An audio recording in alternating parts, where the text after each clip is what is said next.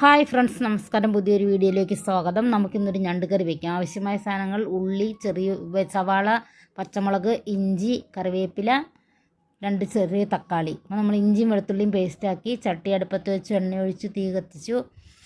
കടുകിട്ട് പൊട്ടി അതിലേക്ക് നമ്മൾ സവാളയും ഉള്ളി അരിഞ്ഞതിട്ട് പച്ചമുളക് ലേശം ഉപ്പ് കൂടി ചേർത്ത് കൊടുത്തു. ഉപ്പിട്ടാൽ വേഗം സവാള വഴലും.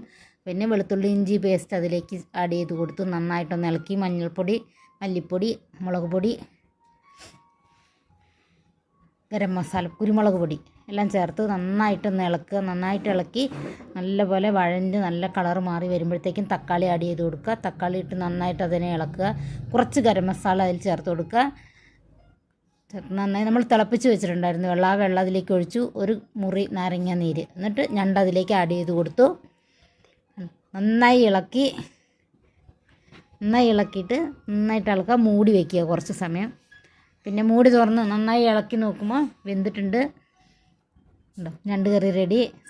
അമ്മായി, നല്ല മണം വരുന്നുണ്ടല്ലോ.